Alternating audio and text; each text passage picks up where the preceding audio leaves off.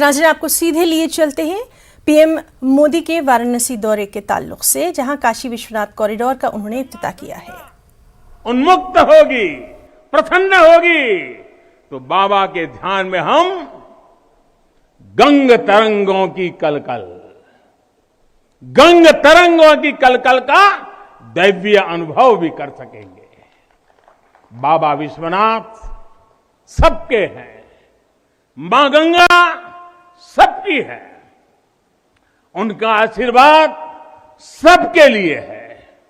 लेकिन समय और परिस्थितियों के चलते बाबा और मां गंगा की सेवा की ये सुलभता मुश्किल हो चली थी। यहां हर कोई आना चाहता था, लेकिन रास्तों और जगह की कमी हो गई थी। बुजुर्गों के लिए, दिव्यांगों के लिए यहां आने में बहुत कठिनाई होती थी।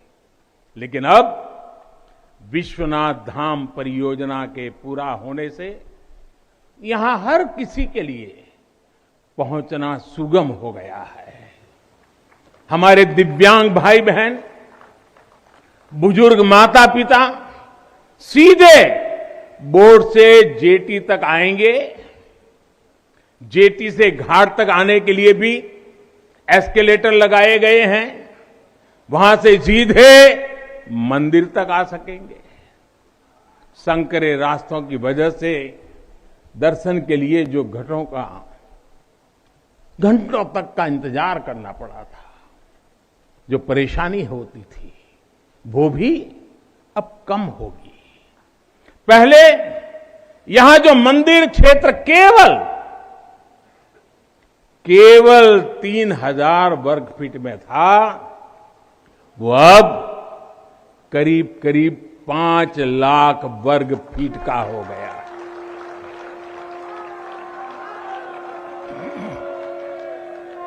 अब मंदिर और मंदिर परिसर में 50, 60, 70 हजार श्रद्धालु आ सकते हैं।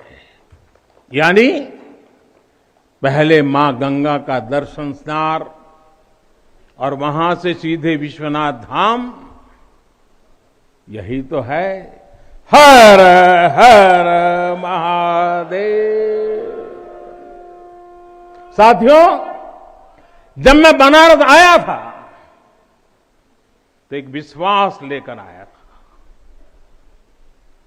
विश्वास अपने से ज्यादा बनारस के लोगों पर था, आप पर था।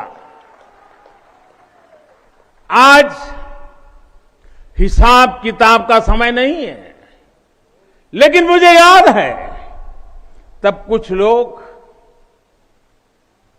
ऐसे लोग भी थे जो बनारस के लोगों पर संदेह करते थे। कैसे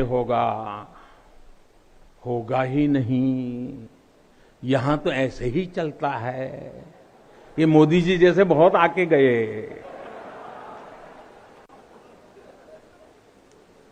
मुझे आश्चर्य होता था कि बनारस के लिए ऐसी ही धारणाएं बना ली गई थी, ऐसे तर्क दिए जाने लगे थे।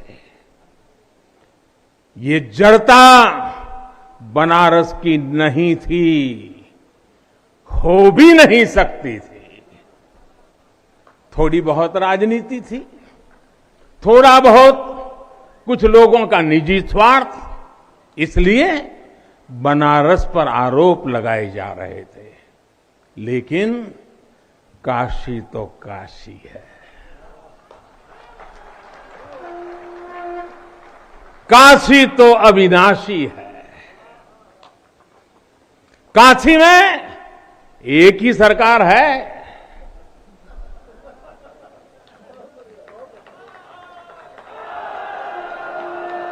जिनके हाथों में डमरू है, उनकी सरकार है। जहां गंगा अपनी धारा बदलकर बहती हो, उस काशी को भला कौन रोक सकता है। काशी खंड में भगवान शंकर ने खुद कहा है, विना मम प्रसादम वै कह काशी प्रति प्रद्युत्ते, अर्थात बिना मेरी प्रसन्नता के काशी में कौन आ सकता है, कौन इसका सेवन कर सकता है। काशी में महादेव की इच्छा के बिना न कोई आता है और न यहां उनकी इच्छा के बिना कुछ होता है। सीबीएसई की 10वीं क्लास के पहले टर्म के इंग्लिश पेपर में पूछे गए पैसेज को लेकर हंगामा मचा है। इसे खवातीन मुखालिफ करार दिया जा रहा है। पैसेज और इससे जुड़े सवालात पर जमकर तनकीद की जा रही है। कांग्रेस लीडर प्रियंका गांधी की बात अब कांग्रेस के साबिक सदर राहुल गांधी ने ट्वीट करते हुए इसे सीबीएसई के गिरते मेयार से ताबीर कर डाला। राहुल गांधी ने इसे आरएसएस और बीजेपी की जानिब से नौजवानों के अखलाकी मेयार को नुकसान पहुंचाने वाला करार दिया। वाज़ेह है कि इससे पहले कांग्रेस लीडर प्रियंका गांधी ने इन लाइनों को खवातीन के खिलाफ करार देते हुए हुकूमत पर हमला किया था।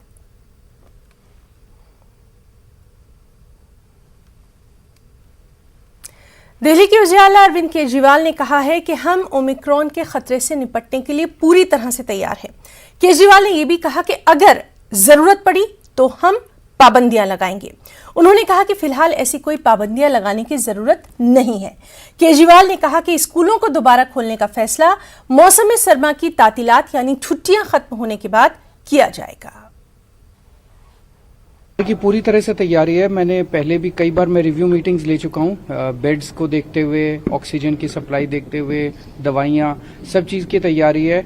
हम नहीं चाहते कि दिल्ली में ओमिक्रॉन की आफत आए, लेकिन अगर आती है तो हम तैयार हैं। दिल्ली सरकार तैयार भी लगा रहे हैं, तो क्या दिल्ली की कुछ अगर जरूरत पड़ेगी तो लगाएंगे। अभी फिलहाल जरूरत नहीं है। हम एक्सपर्ट्स के लगातार टच में हैं। अगर किसी भी किस्म की पाबंदी लगानी होगी दिल्ली के लोगों की सुरक्षा के लिए, उनके स्वास्थ्य के लिए, तो हम जरूर लगाएंगे। वो भी करेंगे कि रश ना हो, वो स्थिति काबू में रहे, और एक्सपर्ट्स से हम बात करके ये निर्णय लेंगे। अगर किसी भी किस्म के कोई रिस्ट्रिक्शंस वगैरह अगर थोड़े बहुत लगाने की जरूरत है तो एक्सपर्ट से बात करके हम उस बारे में निर्णय लेंगे। मरकजी वजीर मीनाक्षी लेखी की तरफ से राज्यसभा में जामे मस्जिद की मरम्मत के हवाले से दिए गए जवाब पर तनाज़ा है कि बढ़ता जा रहा है।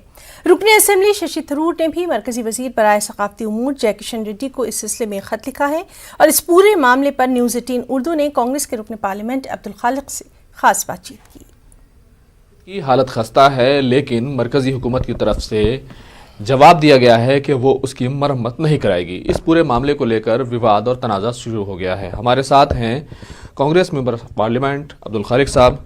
अब्दुल खालिक साहब, सरकार की तरफ से ये जवाब दिया जा रहा है, कई तरह के उसमें हवाले दिए गए हैं कि यह प्रोटेक्टेड मोनूमेंट नहीं है, हमारे अंडर नहीं आता है, एसआई के तहत नहीं आता, इसलिए हम इसकी मरम्मत नहीं कराएंगे।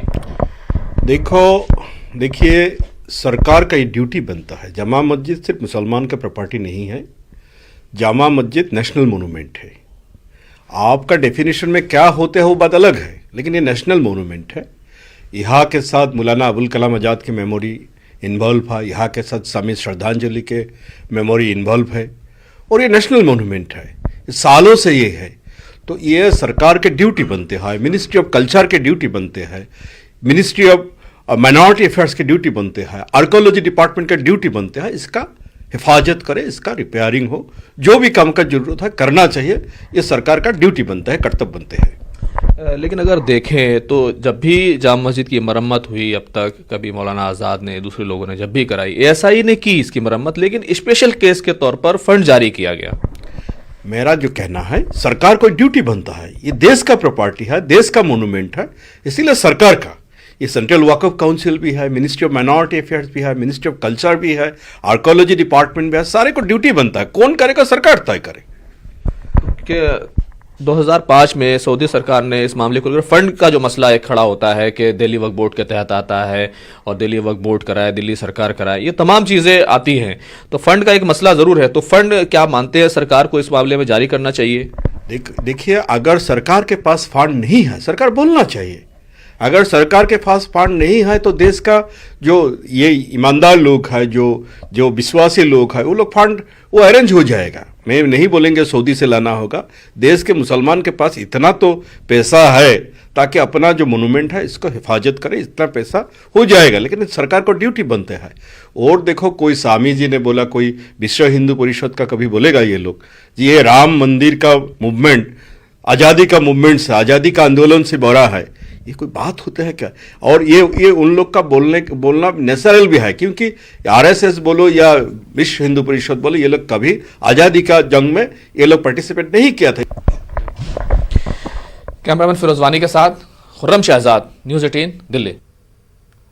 तालिबान के एक आला रहनुमा और अफगानिस्तान के वज़ीर ख़ारजा अमीर खान मुत्तकी ने कहा है कि अफगानिस्तान के नए तालिबान हुक्मरान लड़कियों और ख़वातीन के लिए तालीम और मुलाजमतों की हिमायत करते हैं।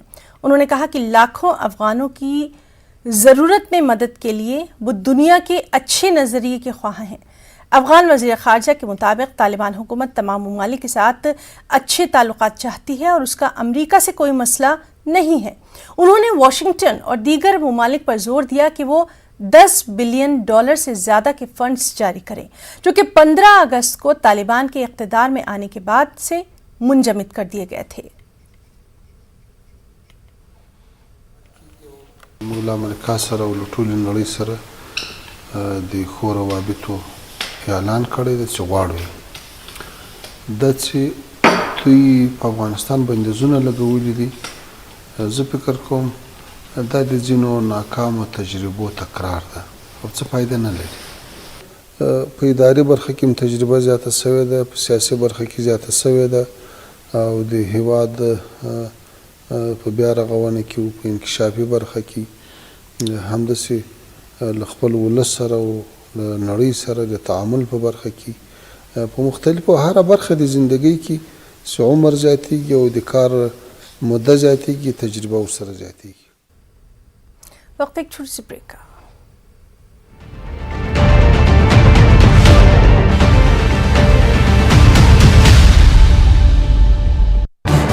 इस न्यूज हेडलाइंस के प्रायोजक पेट सफा आयुर्वेदिक जून, पेट सफा हर रोग दफा।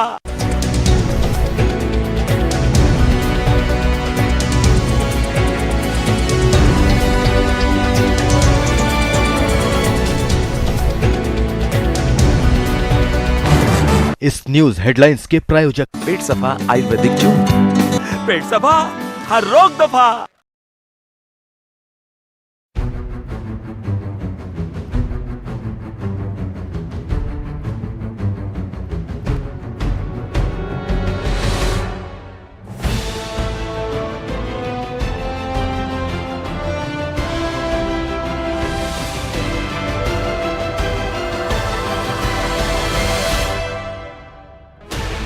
$16 channels, 15 languages, 26 states, 1,200 plus reporters, 66.9 crore viewers. India's largest news network, News 18 Network.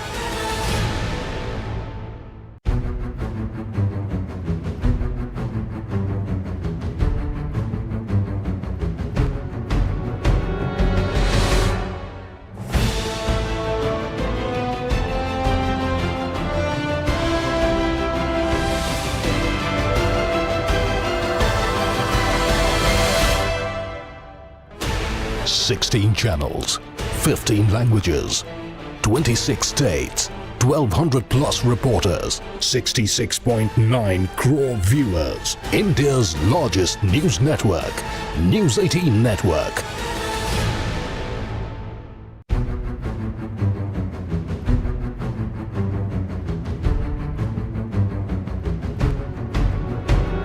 इस न्यूज हेडलाइंस के प्रायोजक पेट सफा आयुर्वेदिक जून, पेट सफा हर रोग दफा।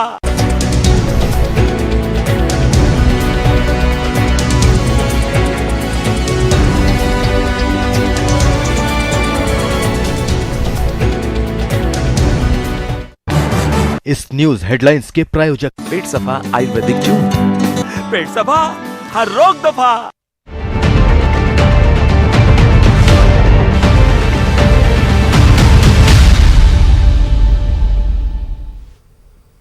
मध्य प्रदेश में 3 मरहलों में होने वाले पंचायत इंतखाबात की हदबंदी, रिजर्वेशन और रोटेशन के मामले को लेकर सुप्रीम कोर्ट में आज समाअत होना है। सईद जाफर और जया ठाकुर की जानिब से दायर की गई अर्जी में सुप्रीम कोर्ट आज महाराष्ट्र ओबीसी रिजर्वेशन के मामले के साथ साथ समाअत करेगा। वाज़ेह रहे कि एमपी पंचायत इंतखाबात को हुकूमत के जरिए कमलनाथ हुकूमत के अहद में कराई गई हदबंदी और रिजर्वेशन रोटेशन को मनसूख करके 2014 की हदबंदी और रिजर्वेशन की बुनियाद पर कराया जा रहा है, जिसे जबलपुर हाईकोर्ट और ग्वालियर बेंच में चैलेंज किया गया। दोनों ही अदालतों ने पंचायत इंतखाबात पर रोक लगाने से इनकार कर दिया था। वहीं पंचायत इंतखाबात के लिए आज से पहले मरहले के 9 अजला के लिए पर्चा नामजदगी दाखिल करने का अमल भी शुरू हो जाएगा और ऐसे में सुप्रीम कोर्ट के फैसले पर सभी की निगाहें हैं। मध्य प्रदेश के पंचायत चुनाव में दायर याचिका की सुनवाई एक साथ होगी। हम सुप्रीम कोर्ट से मांग करते हैं कि चुनाव यथावत रखे, लेकिन परिसीमन और आरक्षण 2019 का हो। हमने सुप्रीम कोर्ट में कहा है कि हमें चुनाव की तारीखों से कोई आपत्ति नहीं है, चुनाव इन्हीं तारीख में हो जाएं, लेकिन 2014 के परिसीमन और 2014 के आरक्षण पे ना होके भारतीय संविधान और मध्य प्रदेश के ग्राम स्वराज अधिनियम 1993 की धारा और नियम के तहत जो रोटेशन की व्यवस्था की गई है। और चलिए सीधे रुख करेंगे, हमारे साथ मौजूद हैं हमारे नुमाइंदे मेहताब आलम। मेहताब, आपसे जानना चाहेंगे पंचायत इंतखाबात की हदबंदी, रिजर्वेशन और रोटेशन के मामले को लेकर समाअत होना है, कितना अहम इसको समझा जा रहा है, इसकी तफसील आपसे जानना चाहेंगे।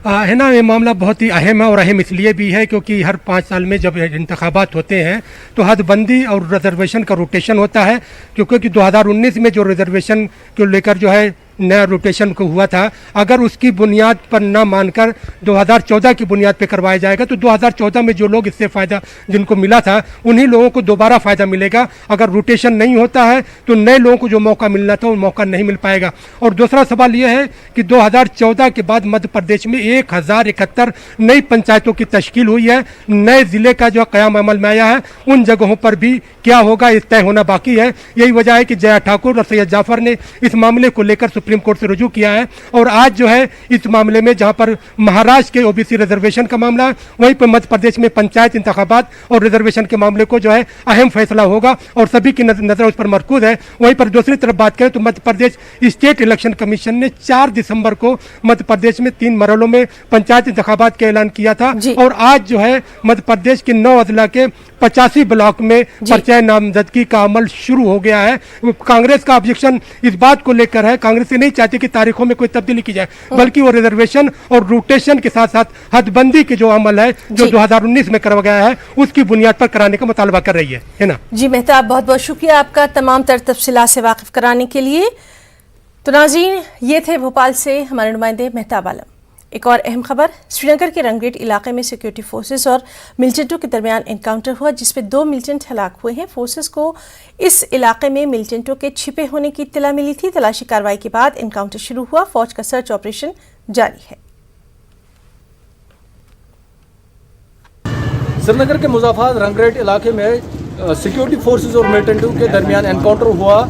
इस एनकाउंटर में 2 मिलिटेंटों को मार गिराया गया है। सिक्योरिटी फोर्सेस के मुताबिक उन्हें इलाके में मिलिटेंटों के छुपे होने की इत्तला मिली थी, जिसके बाद उन्होंने इलाके का मुहासरा किया और इस बीच इलाके में छुपे मिलिटेंटों ने उन पर फायरिंग की और जवाबी कार्रवाई में उन्होंने 2 मिलिटेंटों को मार गिराया है। न्यूज़ 18 उर्दू के लिए रंगरेट श्रीनगर से मैं आबिद हुसैन। मुल्क के आईटी शहर बेंगलुरु में एनआरआईज ग्लोबल मीट का इनेकाद किया गया। गोवा के गवर्नर श्रीधरन पिल्लई ने इस इजलास से खिताब किया। इस मौके पर उन्होंने कहा कि हिंदुस्तान के शहरी दुनिया के कोने कोने में आबाद हैं।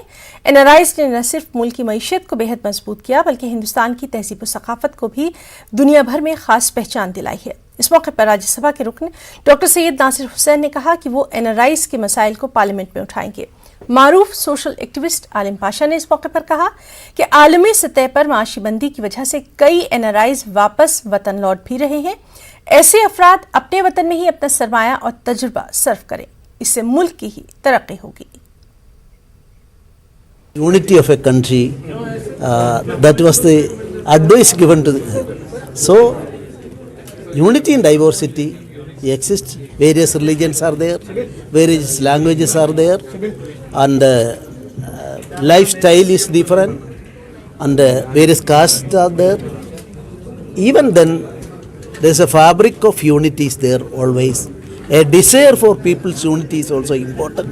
That is why India would survive, and the 21st century will be that of India. हम लोगों को लगता है कि लोग वहाँ पे जाते हैं, बहुत सारा पैसा कमा के आ जाते हैं, वहाँ पे भी बहुत सारी दिक्कतें इनको पैदा होते हैं, और साथ में वापस आने के बाद में अगर उनको यहाँ पे कोई एक बिज़नेस इस्टेब्लिश करना है, न तो कोई घर लेना है, न तो यहाँ पे आके फिर वापस यहाँ पे अपने आप को इस्टेब्लिश करना है, तो बहुत सारी दिक्कतें पैदा होती हैं। इसमें सरकार की तरफ से, चाहे स्टेट वो हो या सेंट्रल गवर्नमेंट हो, सरकारों की तरफ से क्या मदद हो सकती है उसके ऊपर एक बहस होना चाहिए।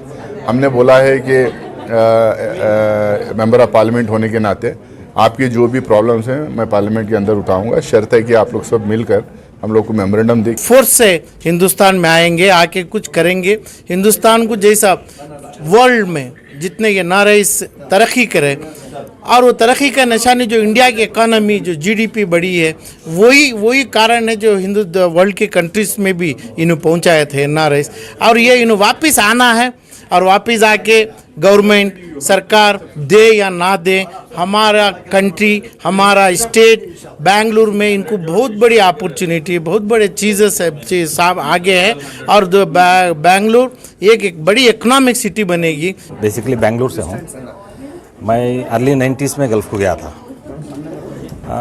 अल्हम्दुलिल्लाह आई वर्कड इन क़तर, UAE, फिर 2000 वहाँ पे बिज़नेस भी किया, काम भी किया। I was heading the entire Middle East. I was into textile business. Then in 2008-9 I came back. वापस आके मैं यहाँ पे ख़ुद इस्टेब्लिश किया। अल्हम्दुलिल्लाह टेक्सटाइल बिज़नेस ख़ुद स्टार्ट किया है। मैं ये बोलना चाह रहा हूँ कि नॉट नेसेसरी कि गल्फ़ आने के बाद में, गल्फ़ से वापस आने के बाद में लोग कुछ नहीं कर पाएंगे। मेरा एक एग्जाम्पल है, came back successfully, business textile business complete किया। मैं अभी भी टेक्सटाइल लाइन में ही हूँ। थाने क्राइम ब्रांच ने भिवंडी में 4 रोज़ा नौमौलूद बच्चे को फरोख्त करने के मामले में एक जोड़े को गिरफ्तार किया है। पुलिस ने नौजायदा के वालिदैन वकील अंसारी और मुमताज अंसारी और फरोख्त करवाने वाले दलालों समेत 6 लोगों को गिरफ्तार किया। पुलिस के मुताबिक मासूम बच्ची का 1.5 लाख में सौदा तय हुआ था। ये सब कुछ थाने की एक होटल में हो रहा था।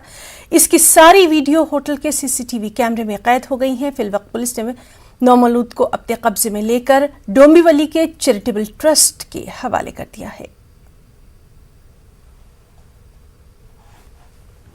हमें जो इन्फॉर्मेशन मिली थी कि एक 5-6 दिन का जो बच्ची है उसको बेचने के लिए कोई जो ग्राहक ढूंढ रहे हैं, ये हमको इन्फॉर्मेशन मिली। इस हिसाब से हमने उस पर थोड़ा वर्कआउट करके हमारा ही जो डमी ग्राहक उस जो एजेंट है उसके संपर्क में लाया, और उस ग्राहक से वो जो एजेंट है उनसे बातचीत के दौरान ये तय हुआ कि 1.5 लाख रुपए में वो बच्ची बेचने को रेडी है। तो फिर वो बेचने के लिए राबड़ी के जो होटल है, स्वागत होटल है, उसमें आने वाले हैं। इस हिसाब से आने वाले थे, इसलिए हमने सब वो टीम के साथ वहाँ पे ट्रैप लगाया था। वो आए, बच्चे को दिखाया, उसके बदले में उन्होंने 1.5 लाख लिया। उसको पैसे लेते टाइम हमने उसको रेड किया, रंगे हाथ मिले। हमको वहाँ पे 6 लोग मिले, उसके माता पिता, उसके रिलेटिव्स और एजेंट, ऐसे लोग मिले। उनके ऊपर हमने कार्रवाई की। खबरों में इतना ही। आदाब।